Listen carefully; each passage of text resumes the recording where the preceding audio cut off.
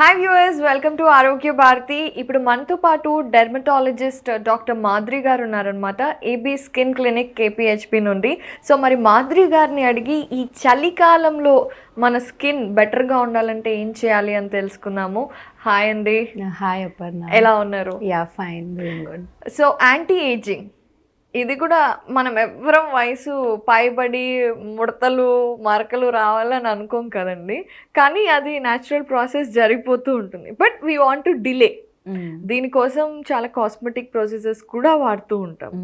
So అసలు anti ageing అనేది యూజువల్గా సెలబ్రిటీస్లో అయితే ఈ బోటాక్స్, లిప్ ఫిల్లర్స్ ఇలాంటివన్నిటితో చేసుకుంటూ ఉంటాం కదా. అలా కాకుండా కూడా ఎలా అయినా చేసుకోవచ్చా? How can we stop ageing? So ageing అనేది ఎట్లా వస్తుంది అనేది ఫస్ట్ తెలియాలి. So it's not just limited to the skin. అంటే మనకి స్కిన్లో ఇప్పుడు 5 లేయర్స్ ఉంటాయి, అందులో చేంజెస్ వల్ల కొల్లాజన్ తగ్గిపోవడం వల్ల దానివల్ల మాత్రమే ఏజింగ్ రాదు. మనకి స్కిన్ కింద మజిల్ ఉంటుంది, మజిల్ కింద ఫ్యాట్ ఉంటుంది, ఫ్యాట్ కింద బోన్ ఉంటుంది. సో బోన్ మాస్ తగ్గుతుంది ఏజ్ అయ్యే కొద్దీ. అట్లాగే మనకి ఫ్యాట్ తగ్గుతుంది, మజిల్ ఎక్కువ కంట్రాక్ట్ అవుతుంది. ఇవి along with the skin cause ageing అనమాట. సో మనం ఆయింట్మెంట్స్ విధంగా కానీ ఏదైనా సీరమ్స్ విధంగా కానీ ట్రై చేస్తే మ్యాక్సిమం అవి యాక్ట్ చేసేది స్కిన్ వరకు యాక్ట్ చేస్తాయి. అంతేగాని they don't really act on the muscle కానీ ఆ ఫ్యాట్ని పెంచడానికి కానీ అలాంటి వాటికి ట్రై చెయ్యవు. సో అందుకని యాంటీ ఏజింగ్లో ఆయింట్మెంట్స్ రోల్ ఎప్పుడూ లిమిటెడే because of various other factors involve other than skin. So అప్పుడు మనము వి గో ఫర్ బోటాక్స్ కానీ ఫిల్లర్స్ కానీ లేకపోతే energy based devices like HIFU అని ఇట్లాంటివి చాలా ట్రీట్మెంట్స్ వచ్చాయి ఇప్పుడు. So when we want to do something in our hands అనేది అనుకుంటే అప్పుడు ఈ రెటినాల్ బేస్డ్ సీరమ్స్ ఇవి కొంతవరకు ఎఫెక్ట్ అనమాట. అట్లాగే కొన్ని యాంటీ ఏజింగ్ ఫుడ్స్ ఏంటి అంటారు. సో కొల్లాజన్ ఇంక్రీజ్ చేసే ఫుడ్స్ లైక్ సిట్రస్ ఫ్రూట్స్ కానీ ఎగ్స్ కానీ ఇట్లాంటివి, లీఫీ వెజిటబుల్స్ ఇలాంటివి చూసుకోవచ్చు. సప్లిమెంట్స్కి వచ్చేస్తే ఈ మరైన్ కొల్లాజన్ అని, ఆస్టోజాంతిన్ అని ఇట్లాంటివి కొన్ని they will have mild benefits other than the main procedures. But major benefits will come with procedures only in anti aging. అయితే యాంటీ ఏజింగ్ అనే క్రీమ్స్ ఏవైతే ఉన్నాయో అసలు 20s హిట్ చేయగానే మనం యాంటీ ఏజింగ్ క్రీమ్స్ రాయడం మొదలు పెట్టాలి, అప్పుడు మనం యంగ్గానే ఉంటాము అని అంటూ ఉంటారు. నో, టు అన్ ఎక్స్టెంట్ కొంతవరకు చేయొచ్చు, కానీ we cannot prevent ageing. As I told you, it is not limited to the skin. So bone mass దగ్గర నుంచి ఫ్యాట్ మాస్ దగ్గర నుంచి అన్నిట్లోనూ చేంజెస్ వస్తాయి. మనం రాసుకునే ointments they don't go such deeper in the skin కదా, మజిల్ దాకా కూడా వెళ్ళవు అవి. సో నిజంగా ప్రివెంట్ చేసేయచ్చు అనేది ఉండదు. ఏజింగ్ అనేది it will come because of various factors. So ఎవరైతే 30sలో ఉన్నారో, లేట్ 30sలో ఉన్నారో, 40sలో ఉన్నారో వాళ్ళకి ఎటువంటి యాంటీ ఏజింగ్ పనికొస్తుంది? ట్రీట్మెంట్స్ అంటే దేర్ ఆర్ బోటాక్స్ అనేది చాలా సింపుల్ లంచ్ టైం ప్రొసీజర్ అనమాట, వెరీ సింపుల్ ప్రొసీజర్. అయితే బోటాక్స్ యూజెస్ ఏంటి, మనకి ఇక్కడ ఈ 4 హెడ్ లైన్స్ కానీ, ఇక్కడ 11 షేప్లో ఉండే లైన్స్ కానీ ఇక్కడ వస్తాయి, క్రౌస్ ఫీట్ అని. ఇలాంటి వాటికి అప్పర్ ఫేస్ రింకిల్స్కి బోటాక్స్ ఎక్కువ యూజ్ అవుతుంది. సో ఆ మజిల్ని రిలాక్స్ చేస్తుంది అనమాట బోటాక్స్. బట్ అలాగే it's effect is temporary, 3 to 6 months అనమాట. తర్వాత మళ్ళీ muscle it regains its normal strength. So repeat చేసుకుంటూ ఉండాలి బోటాక్స్ లాంటివి. అట్లాగే ఫిల్లర్స్ అనేవి ఏంటి, మనకి ఎక్కడైనా స్టాటిక్ రింకిల్స్ ఇలా కూర్చుంటే కూడా రింకిల్స్ ఉంటాయి. బోటాక్స్ అనేది డైనమిక్ రింకిల్స్, అంటే మనం మాట్లాడేటప్పుడు మనం ఏదైనా ఫేస్ని యూస్ చేసేటప్పుడు వచ్చే రింకిల్స్ని హెల్ప్ చేస్తుంది. బట్ స్టాటిక్గా ఉన్నా కూడా రింకిల్స్ ఉన్నాయంటే అలాంటి వాటికి ఫిల్లర్స్ కానీ, హైఫూ కానీ, ఫేస్ లిఫ్టింగ్ కానీ ఇలాంటి ప్రొసీజర్స్ అనమాట. And lip fillers not only ageing, lip volume increase చేసుకోవడానికి, లిప్ ఎసిమెట్రీ ఉంటుంది కొంతమందికి, ఒక చోట తక్కువ ఒక చోట ఎక్కువ, అట్లా ఉన్న వాటిని ట్రీట్ చేసుకోవడానికి, aging of the lips treat చేసుకోవడానికి, లిప్ డెఫినిషన్ ఇంప్రూవ్ చేసుకోవడానికి ఇలాంటివి వాడుకోవచ్చు. Lip fillers are FDA approved. They very simple procedure. And కొంతమంది not only females, males also get these procedures done అనమాట. I'm about to ask this question. ఏంటి అంటే ageing అనేది అమ్మాయిల్లో ఫాస్ట్గా, అబ్బాయిల్లో లేట్గా అవుతుందండి? అబ్బాయిల్లో ఎట్లా అంటే they have little bit thicker skin. అట్లాగే బోటాక్స్ ఇట్లాంటివి వాడుతున్నప్పుడు కూడా జెంట్స్లో కొంచెం ఎక్కువ డోసెస్ ప్రిఫర్ చేస్తారు. బట్ అగైన్ అది ఇండివిజువలిస్టిక్ అనమాట. కొంచెం రింకిల్స్ ఉంటేనే బాగుంటుంది మేల్స్కి అనుకుంటే, ఫిమేల్స్కి ఎంత డోసెస్ ఇచ్చామో అంత డోస్ బోటాక్సే ఇస్తామన్నమాట. సో ఈ ప్రొసీజర్స్ అన్ని men also can get them done. But ageing process again is individualistic. Lot of things, ఇప్పుడు సన్ ఎక్స్పోజర్ ఎక్కువ ఉండే వాళ్ళకి ఫోటో డ్యామేజ్ వల్ల తొందరగా ఏజింగ్ వస్తుంది. అలాగే స్మోకింగ్ చేసే వాళ్ళకి ఈ ఫ్రీ రాడికల్ డ్యామేజ్ వల్ల తొందరగా ఏజింగ్ వచ్చినట్టు అనిపిస్తుంది.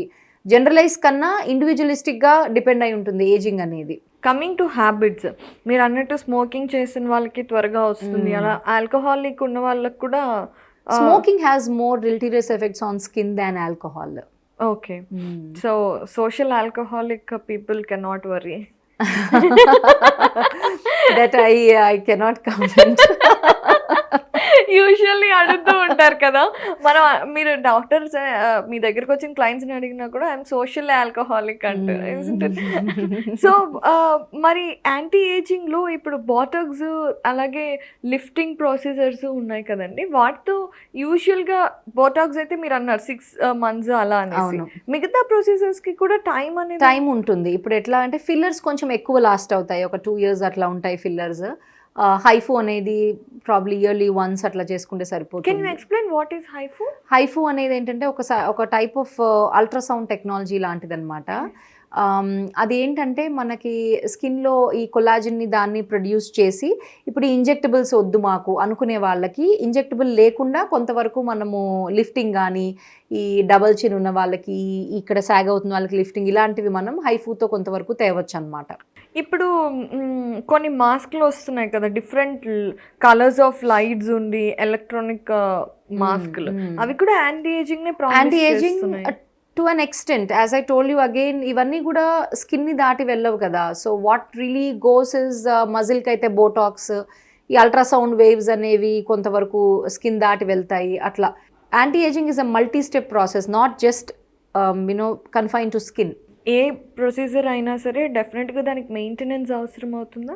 బోటాక్స్కి ఖచ్చితంగా మెయింటెనెన్స్ అవసరం అవుతుంది. మెయింటెనెన్స్ అంటే అది ఆపేస్తే ఏమి ఇంకా ముసలిగా ఏమి అయిపోరు, బట్ దాని ఎఫెక్ట్ అయితే ఒక 3 to 6 months 6 months అలా ఉంటుందన్నమాట. బోటాక్స్ ఎఫెక్ట్ ఖచ్చితంగా మనకి మళ్ళీ చేసుకోవాల్సిన అవసరం పడుతుంది. సో మిగతా వాటన్నిటికీ కూడా 2 years. ఫిల్లర్స్కి కొంచెం ఎక్కువ 18 months to 2 years అట్లా లాస్ట్ అవుతాయి అన్నమాట. సో అవి చాలా మందికి ఉండే జనరల్ డౌట్ ఏంటంటే, ఇప్పుడు మనం ఫిల్లర్స్ ఏమైనా తీసుకుంటే అది ఈ 18 monthsలో సడన్గా డ్రిప్ అవుతాయా, లేదంటే గ్రాడ్యువల్గానే ఉంటుంది, సడన్గా ఏమీ ఉండదు అట్లాగా. సో ఎవరైనా చేయించుకోవచ్చు? ఎవరైనా చేయించుకోవచ్చు. As I told you, like lip అంటే లిప్స్ సన్నగా థిన్గా ఉన్న వాళ్ళకి, వాల్యూమ్ ఎక్కువ లేదనిపించుకునే వాళ్ళకి ఎవరైనా తీసుకోవచ్చు. సో మనము ఎంత వాల్యూమ్ అయితే వీళ్ళకి రైట్ ఉంటుంది అంతే చేస్తామన్నమాట. మరి ఎక్కువ ఒకేసారి ఇంజెక్ట్ చేసేసి అట్లా చేయము.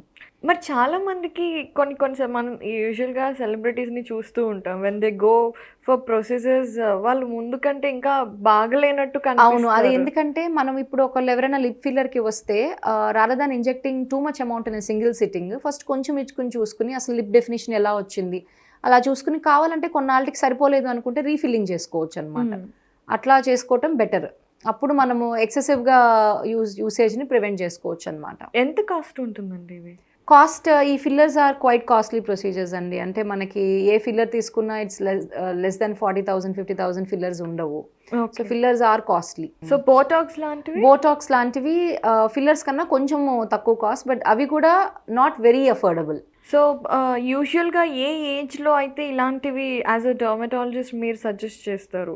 30, 35, 40s probably.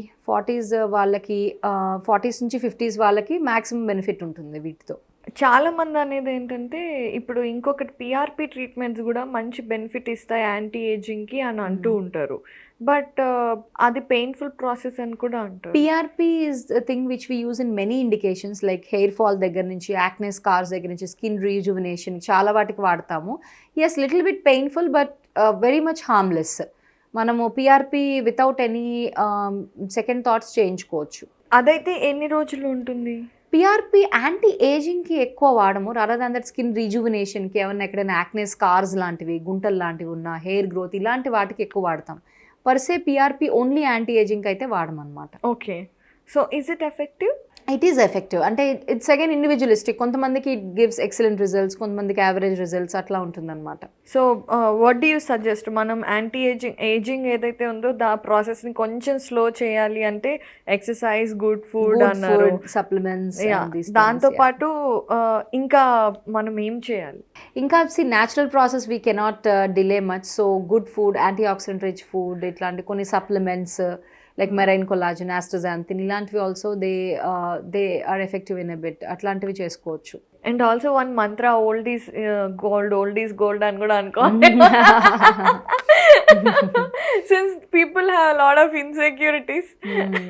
But very good information అండి. Thank you so much.